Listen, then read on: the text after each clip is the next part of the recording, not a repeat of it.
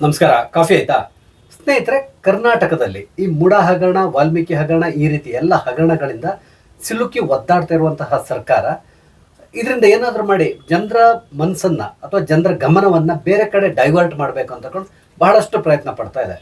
ಅದಕ್ಕೀಗ ಅವರಿಗೆ ಸಿಕ್ಕಿರುವಂತಹ ಒಂದು ಹೊಸ ಅಸ್ತ್ರ ಏನಂದ್ರೆ ಈ ಜಾತಿ ಗಣತಿ ವರದಿ. ಜಾತಿ ಗಣತಿ ವರದಿ ಭೂತವನ್ನ ಬಹಳ ದಿನಗಳಿಂದ ತೋರಿಸ್ತಾ ಇದ್ರು.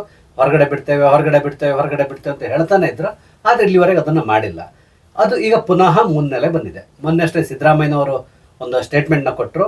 ಮುಂದಿನ ಸಂಪುಟ ಸಭೆಯಲ್ಲಿ ಜಾತಿ ಗಣತಿ ರಿಪೋರ್ಟ್ ಬಗ್ಗೆ ನಾವು ಸಂಪೂರ್ಣವಾಗಿ ಕೂಲಂಕುಷವಾಗಿ ನಾವು ಚರ್ಚೆ ನಡೆಸ್ತೇವೆ, ನಂತರ ಅದನ್ನು ಬಿಡುಗಡೆ ಮಾಡ್ತೇವೆ ಅಂತಕೊಂಡು ಹೇಳ್ತಾ ಇದ್ದಾರೆ. ಇದರ ಒಳಾರ್ಥ ಬೇರೆ ಏನೂ ಇಲ್ಲ. ಈ ಮುಡ ಹಗರಣದಿಂದ ಜನರನ್ನ ಸ್ವಲ್ಪ ಡೈವರ್ಟ್ ಮಾಡಬೇಕು. ಯಾಕಂದ್ರೆ ಇಡೀ ದಿನ ಅದ್ರ ಬಗ್ಗೆನೇ ಮಾತಾಡ್ತಾ ಇರ್ತಾರಲ್ಲ, ಹಾಗಾಗಿ ಸ್ವಲ್ಪ ಡೈವರ್ಟ್ ಮಾಡೋಣ ಅಂತಕೊಂಡು ಈ ರೀತಿಯ ಹೇಳಿಕೆಯನ್ನು ಕೊಡ್ತಾ ಇದ್ದಾರೆ. ಖಂಡಿತ, ಯಾಕಂದ್ರೆ ಬಹಳ ದಿನಗಳಿಂದ ನಾವು ನೋಡ್ತಾ ಇದ್ದೇವೆ ಮುಂದಿನ ಸಂಪುಟ ಸಭೆಯಲ್ಲಿ ಇದೆಲ್ಲದು ಇತ್ಯರ್ಥ ಆಗ್ತದೆ ಅಥವಾ ವಿಧಾನಸಭೆಯಲ್ಲಿ ಇದನ್ನ ಚರ್ಚೆಗಿಡ್ತೇವೆ ಈ ರೀತಿ ಹೇಳ್ಕೊಂಡು ಬರ್ತಾ ಇದ್ದಾರೆ ಹೊರತು ಇಲ್ಲಿವರೆಗೆ ಅದನ್ನ ಮಾಡಿಲ್ಲ. ಈ ಬಾರಿ ಪುನಃ ಅದನ್ನೇ ಹೇಳ್ತಾ ಇದ್ದಾರೆ. ಅಂದ್ರೆ ದಸರಾ ಮುಗಿದ ಮೇಲೆ ನಾವು ಇದ್ರ ಬಗ್ಗೆ ಡಿಸ್ಕಸ್ ಮಾಡ್ತೇವೆ ಅಂತಕೊಂಡು ಹೇಳ್ತಾ ಇದ್ದಾರೆ. ಇದರ ಮಧ್ಯದಲ್ಲಿ ಈಗ BK ಹರಿಪ್ರಸಾದ್ ಅವರು ಒಂದು ಸ್ಟೇಟ್ಮೆಂಟ್ನ ಕೊಟ್ಟಿದ್ದಾರೆ. ಅದೇನಂತ ಹೇಳಿದ್ರೆ, ಯಾವುದೇ ಕಾರಣಕ್ಕೆ ಜಾತಿ ಗಣತಿ ರಿಪೋರ್ಟ್ ಏನಿದೆ ಇದನ್ನ ಹೋಲ್ಡ್ ಮಾಡಬೇಡಿ, ಅದನ್ನ ಬಿಡುಗಡೆ ಮಾಡಲೇಬೇಕು. ಏನ್ ಬೇಕಾದ್ರೂ ಆಗಲಿ, ಸರ್ಕಾರ ಬಿದ್ದೋದ್ರೂ ಪರವಾಗಿಲ್ಲ, ಅದನ್ನ ನಾವು ಬಹಿರಂಗಗೊಳಿಸ್ಬೇಕು ಅಂತಕೊಂಡು ಹೇಳಿದ್ದಾರೆ. ಇದನ್ನ ಯಾಕೆ ಈ ರೀತಿ ಮಾತಾಡ್ತಾ ಇದ್ದಾರೆ ಅಂತ ಹೇಳಿದ್ರೆ, ಬಿಡುಗಡೆ ಮಾಡಲೇಬೇಕು, ಸರ್ಕಾರ ಬಿದ್ದೋದ್ರೂ ಅಡ್ಡಿಲ್ಲ ಅಂತೇಳಿ ಯಾಕೆ ಹೇಳ್ತಾ ಇದ್ದಾರೆ ಅಂತ ಹೇಳಿದ್ರೆ, ಅಲ್ಲಿ ಒಳಗಡೆ ಬಹಳಷ್ಟು ಜನ ಇದಕ್ಕೆ ವಿರೋಧ ವ್ಯಕ್ತಪಡಿಸ್ತಾ ಇದ್ದಾರೆ. ಅದರಲ್ಲಿ ಮುಖ್ಯವಾಗಿ DK ಶಿವಕುಮಾರ್ ಅಂದ್ರೆ ಒಕ್ಕಲಿಗ ನಾಯಕರು, ಲಿಂಗಾಯತ ನಾಯಕರು ಇದನ್ನ ತುಂಬಾ ವಿರೋಧಿಸ್ತಾ ಇದ್ದಾರೆ. ಹಾಗಾಗಿ ಸರ್ಕಾರಕ್ಕೂ ಕೂಡ ಒಳಗಿಂದೊಳಗಿನ ಸ್ವಲ್ಪ ಭಯ ಇದೆ. ಎಲ್ಲಿಯಾದ್ರೂ ನಾವು ಇದನ್ನ ಬಿಡುಗಡೆ ಮಾಡಿದ್ರೆ ಪ್ರಬಲವಾಗಿರುವಂತಹ ಜಾತಿ ವರ್ಗದವರು ಇದನ್ನ ವಿರೋಧಿಸಬಹುದು. ಇದ್ರ ಮುಖಾಂತರ ನಮಗೆ ಹಿನ್ನಡೆ ಆಗ್ಬಹುದು ಸರ್ಕಾರಕ್ಕೆ. ಅಂದ್ರೆ ಅವರು ಸರ್ಕಾರದಿಂದ ಹೊರಗಡೆ ನಡೆಯುವ ಸಾಧ್ಯತೆಗಳು ಕೂಡ ಇರ್ತದೆ. ಯಾಕಂದ್ರೆ ಅವರ ಸಮುದಾಯದಿಂದ ಬಹಳಷ್ಟು ಪ್ರೆಷರ್ ಅವ್ರ ಮೇಲೆ ಬೀಳ್ತದೆ. ಹಾಗಾಗಿ ಅವ್ರು ಹೊರಗಡೆ ನಡಿಬಹುದು ಅನ್ನೋ ಒಂದು ಹೆದರಿಕೆ ಕೂಡ ಇವ್ರು ತುಂಬಾ ಇದೆ.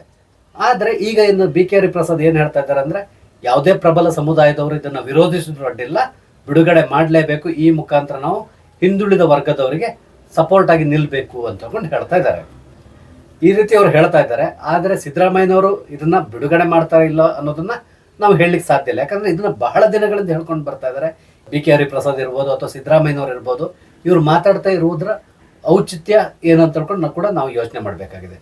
ಕೇವಲ ಜನರ ಗಮನವನ್ನ ಬೇರೆ ಕಡೆ ಸೆಳೆಯುವಂತಹದ್ದಷ್ಟೇ.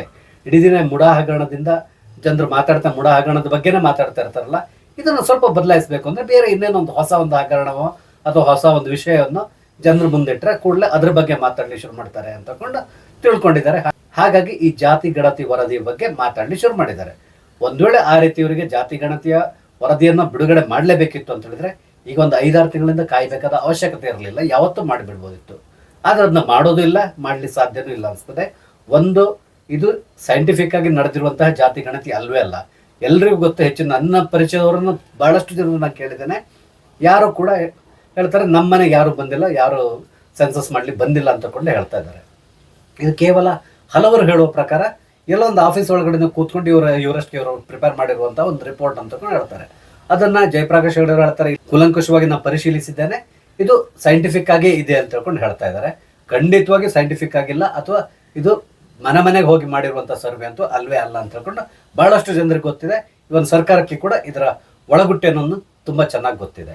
ಹಾಗಾಗಿ ಅದನ್ನು ಬಿಡುಗಡೆ ಮಾಡಿದ್ರು ಕೂಡ ಅದು ಖಂಡಿತವಾಗಿ ಒಂದು ಎಕ್ಸಾಕ್ಟ್ ಆಗಿರುವಂಥ ಜಾತಿ ಗಣತಿ ಆಗಿರುವ ಸಾಧ್ಯತೆಗಳಿಲ್ಲ.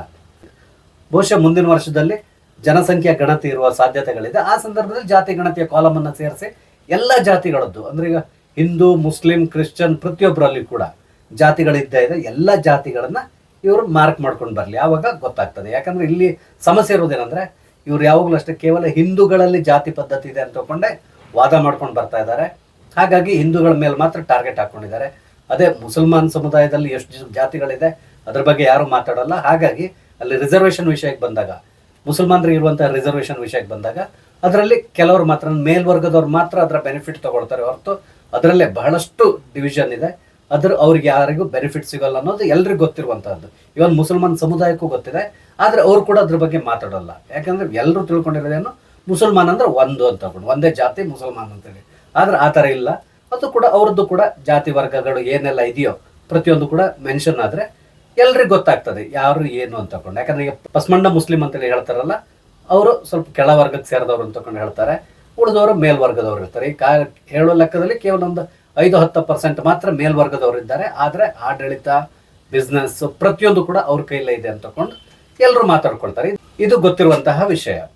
ಹಾಗಾಗಿ ಜಾತಿ ಗಣತಿ ಅನ್ನುವ ಒಂದು ಭೂತ ಇದೆಯಲ್ಲ, ಇದನ್ನ ಈ ಬಾರಿ ಆದರೂ ಅವ್ರು ಹೊರಗಡೆ ಬಿಡ್ತಾರಾ ಅಥವಾ ಪುನಃ ಇನ್ನು ಸ್ವಲ್ಪ ದಿನ ಮುಂದುವರ್ಸ್ಕೊಂಡು ಇಲ್ಲ ಬೇರೆ ಏನೋ ಕ್ಲಾರಿಫಿಕೇಶನ್ ಇದೆ ಅದಿದೆ ಅಂತ ತಕೊಂಡು ಮತ್ತೆ ಮುಂದುವರಿಸ್ತಾರ, ನಾವು ಕಾದು ನೋಡ್ಬೇಕಾಗಿದೆ. ಒಟ್ಟಾರೆ ಮೇಲಾಗಿ ಈ ಮುಡಾ ಹಗರಣದಿಂದ ಸಿದ್ದರಾಮಯ್ಯನವರು ಜನರ ಗಮನವನ್ನ ಬೇರೆ ಕಡೆ ಸೆಳೆಯಲಿಕ್ಕಾಗಿ ಈ ರೀತಿ ಹೇಳ್ತಾ ಇದ್ದಾರೆ ಅನಿಸ್ತಾ ಇದೆ. ನೋಡೋಣ ಏನೆಲ್ಲ ಆಗತ್ತೆ ಅಂತ ತಗೊಂಡು ಇನ್ನು ಕೆಲವೇ ದಿನಗಳಲ್ಲಿ ಇದ್ರ ಬಗ್ಗೆ ಏನು ನಿರ್ಧಾರ ತಗೊಳ್ತಾರೆ ಗೊತ್ತಾಗ್ಬಿಡ್ತದೆ. ಸ್ನೇಹಿತರೆ, ಮಾಹಿತಿ ಇಷ್ಟ ಆದರೆ ದಯವಿಟ್ಟು ಬೇರೆಯವ್ರ ಜೊತೆ ಶೇರ್ ಮಾಡ್ಕೊಳ್ಳಿ. ಹಾಗೆ ದಯವಿಟ್ಟು ನನ್ನ ಚಾನಲ್ ಸಬ್ಸ್ಕ್ರೈಬ್ ಮಾಡಿ. ನಮಸ್ತೆ, ಜೈ ಹಿಂದ್.